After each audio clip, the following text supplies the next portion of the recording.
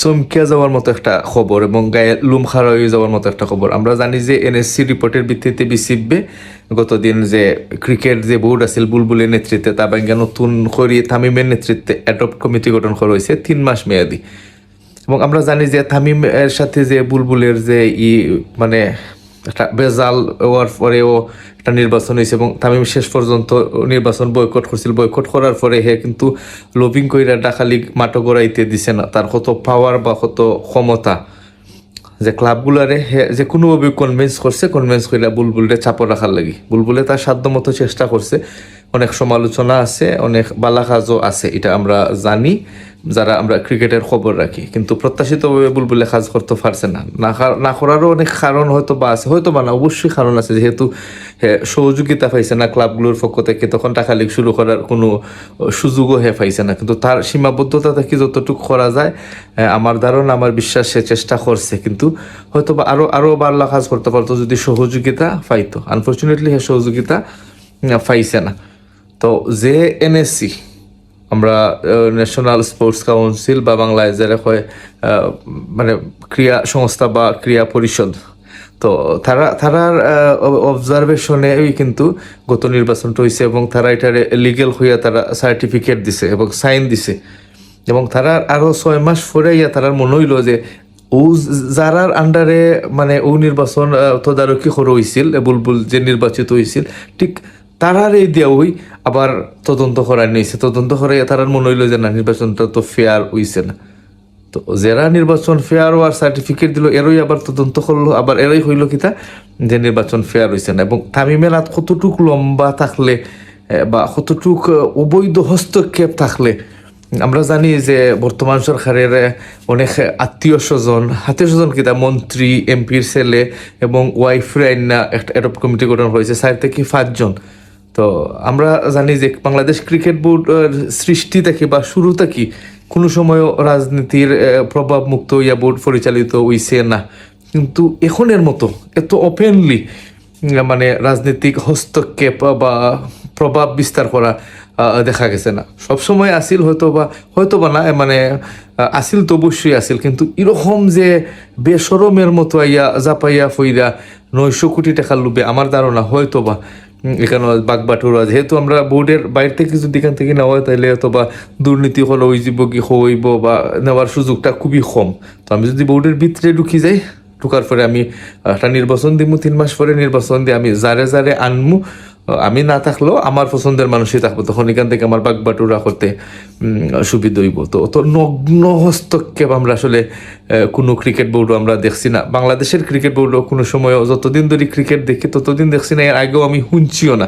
আমরা জানি উপমহাদেশের ভারত, পাকিস্তান, শ্রীলঙ্কা প্রত্যেকটা দলের ক্রিকেট বোর্ডও মানে যারা ক্ষমতার থাকে তারা হস্তক্ষেপ করার চেষ্টা করে এবং করে, কিন্তু একটা সীমার মধ্যে থেকে যে অতটুক মানে আমরা যে এইবার কেউর যে হস্তক্ষেপটা দেখলাম, এটা আসলে সব দেশের সব সীমারে ক্রস করে দিছে। তো তামিমে আইয়েও বেতন বাড়াইরা, তো একজনে আইও আলোচনার বিষয় বেতন, ভেরি গুড, বেতন বাড়াইছো বালা কথা, বেতন বাড়াইতাই আলোচনা করতাই, এগুলা উৎস কোনান থেকে আইতো। অথবা 900 কোটি টাকা আছে, কিন্তু আওয়ার পরে অনেক পথ আছে, তো আরো ইনকামের সুযোগ আছে। 2-1 দিন গিয়ে আলোচনা কইরা যৌক্তিক একটা সমাধান করা উচিত। আমি হুট করে এই মন জয় কইরা মানে হিরো বনি যাইতাম, যে হিরো খচিত যে সিনেমার হিরোর মতো, সিনেমা যেরকম আসলে মানে আয়ু রাতারাতি চেঞ্জ ফাটাকেস্টর মতো, এটা বাস্তব জীবনে তো এখন পসিবল নাই। তো তামিম চাইছেন যে দ্রুত সময়ের মধ্যে ইয়া তাড়াতাড়ি হিরো হয়ে একটা আলোড়ন সৃষ্টি করিয়ে দেওয়া।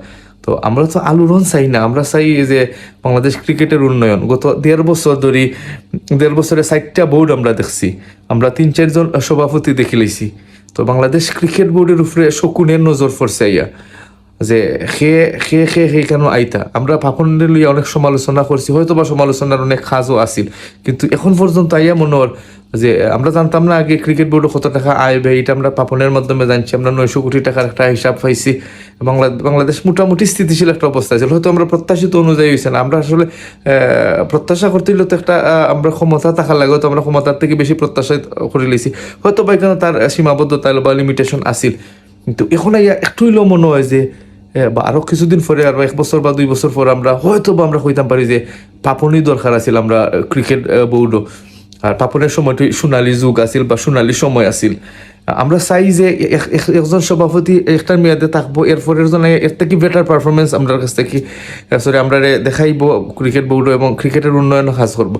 আসলে ক্রিকেট বা যে কোনো স্পোর্টস তো একদিনে আসলে আমরা সমালোচনা করতাম পারি বা সাংবাদিক হলতে সমালোচনা করে বা আমরা যারা ভিডিও মানে অনেকে ভিউয়ের লাগে অথবা বিভিন্ন টপিক সিলেক্ট করে যে অনেক সমালোচনা করা হয়, কিন্তু বাস্তবতা বা সত্য কতই লাগে আসলে রাতারাতি তো একটা দেশের ক্রিকেট অবকাঠামো বা স্পোর্টস সেক্টরটা চেঞ্জ করে দেওয়া পসিবল না এবং 1-2 মানুষের মাধ্যমে।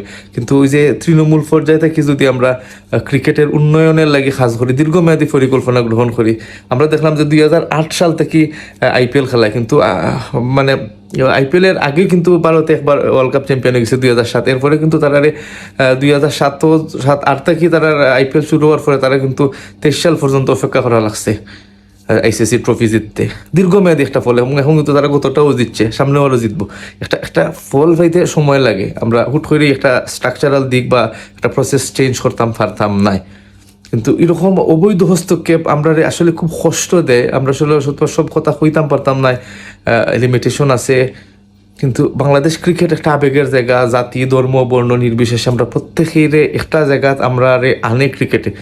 এবং আমরা যারা 90 দশকের তারা কিন্তু আমরা ক্রিকেটের একটানা 45-40টা ম্যাচ হারার পরও আমরা বাংলাদেশ ক্রিকেটে সাপোর্ট করছি, বাংলাদেশ ক্রিকেটে দেখছি এবং খবর রাখছি। এবং যারা বুলবুল বা নান্নু সহ যারা ওই সময় ক্রিকেট তারা কিন্তু অনেকে নিজের খরচে নিজের পকেটের টাকা খরচ করে জিম টিম সারা অনেক কম ফেসিলিটি লিয়েও তারা কিন্তু তৎকালীন সময়ে ভালো বোলার গ্র্যান্ড মেগরা, ব্রেটলি, ওয়াসিম আকরাম বা ওই মুরালি, শেনওয়ান এরার বিরুদ্ধে কিন্তু ব্যাট ধরা সাহস পাইছিল। এরা ব্যাট ধরছিল হইলে কিন্তু আমরা তামিম ইকবাল বা সাকিব আল হাসান এরা পাইছি, যারা সাহস করে শুরু করছিল নিজ উদ্যোগে। তারা কিন্তু অত টাকাও পাইতো না, অত ফেসিলিটিও পাইতো না। ভালো কথা তোমরা ফেসিলিটি পাইছো, কিন্তু তারার অবদান অস্বীকার করা যাইতো না।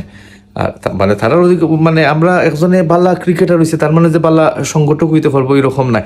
সংগঠক হইতে একটা প্রসেসের মধ্যে আইতে হইব। আমি রিটায়ার্ড হইরা আমি একটা ক্লাব চালাইলাম না, একটা কিছু করলাম না, কিন্তু আমি সভাপতি হয়ে গেলাম কি? তো একটা অভিজ্ঞতা তো দরকার আছে। একটা ফ্যামিলি চালাইতে হইলেও একজন মানুষে ধীরে ধীরে শিখে। একটা বোর্ড চালাইতে হইলে আমার কোনো এক্সপিরিয়েন্স নাই। হে অনেকে হইতে পারে যে রানিং ক্রিকেটার, হে অনেক সমস্যা জানে, সমস্যা সমাধানের চেষ্টা করতে পারে। ভাই রানিং খালি জানাটাই তো আর মানে সমাধানের পথ নাই। জানলে হ্যাঁ আমি জানি, আমি আইডেন্টিফাই করতে পারবো, কিন্তু এগুলা উদ্যোগ নিতে হইলে এগুলোর একসাথে মিলাইয়া সমাধানের উদ্যোগ নিতে হইলে একজন অভিজ্ঞ মানুষের দরকার আছে যে হ্যান্ডেল করতে পারে 10 জনকে, ম্যানেজমেন্ট যে বিষয়টা আছে। আর তামিম ইকবাল আমরা জানি একজন গুটিবাজ মানুষ, যে মানে মিডিয়া ফারাত বা ওরকম খবর আছে যে দলের ভিতরে সিন্ডিকেট কইরা দলের বাক করা এবং দলের ভিতরের খবরগুলা সংবাদ মাধ্যমে প্রচার হইতো তামিম ইকবালের হাত ধরে। এবং সাকিবের সাথে যে ইস্যুটা আছিল এটা আমার কাছে মনে হয় যে এখন পুরো ক্লিয়ার, সাকিব রাইট আছিল। এবং তামিমের লাগি আমরা গত বিশ্বকাপটা খেলতে পারছি তার বাচ্চা মিল লাগি এবং তার এক দুরামি যেটা হওয়া যায় এবং ফাগলামির লাগে এবং অপরিপক্কতার লাগে। তো দিন শেষে আমার মনে হয় যে বাংলাদেশ ক্রিকেট লাস্ট 1-2 বছর ধরে মানে 1 আগস্টের পর থেকে বালা ট্র্যাকও নাই। তো এটা খুব কষ্ট দেয়, মানে হতাশ করে আমরা যারা ক্রিকেট ভক্ত। কিন্তু আমি জানি না, হয়তো বা তামিমের হাত ধইরা মানে পরিবর্তন উইতেও পারে, কিন্তু খুব কম আশা। আমরা চাই সঠিক পদ্ধতিতে বাংলাদেশ ক্রিকেট আগুয়ে যাক, ধীরে আগুক, কিন্তু আমরা যে অবস্থানে যাই যাতে শক্ত একটা অবস্থানে আমরা দাঁড়াইতাম পারি। স্ট্রাকচারাল দিক দিয়ে আমরা রাতারাতি খুব বেশি তাড়াতাড়ি হইলে আজ আমরা উন্নতি করতাম চাই না, উন্নতি করার সম্ভাবনাই। তো জানি না আমার কথাটা আপনারা সাথে ভালো লাগলো কি না, শেয়ার করলাম আপনার সাথে। যদি আমার কথার সাথে একমত হইয়া এখন তাহলে জানাইবা, দ্বিমত হইলেও জানাইবা। এবং আমার কথাটা আমার একবারে মনের ভিতরের কথা, জানি না অনেক কথা ভুলও হইতে পারে, ক্ষমা সুন্দর দৃষ্টিতে দেখবা এবং ভালো লাগলে আমার চ্যানেলটা সাবস্ক্রাইব করবা এবং শেয়ার করার যদি সুযোগ থাকে তাহলে শেয়ার করবা। সবাই অসংখ্য ধন্যবাদ। জানি না কতজন আমার ভিডিওটা শেষ পর্যন্ত দেখছেন, যদি শেষ পর্যন্ত দেখতে তখন কষ্ট করে তাইলে আমার অবশ্যই একটু লাইক দিয়া শেয়ার করে পাশে থাকবা আর ভালো থাকবা। আমরা সবাই চাই বাংলাদেশ ক্রিকেট ধীরে হইলেও একটা বালা মানসম্মত একটা স্ট্যান্ডার্ড জায়গায় যাও এবং আমরা যাতে গর্ব করতে পারি, কারণ আমরা বাঙালি হিসেবে গর্ব করার জিনিস খুবই কম, আর ক্রিকেটটা আবেগের জায়গা। ধন্যবাদ সবাইকে।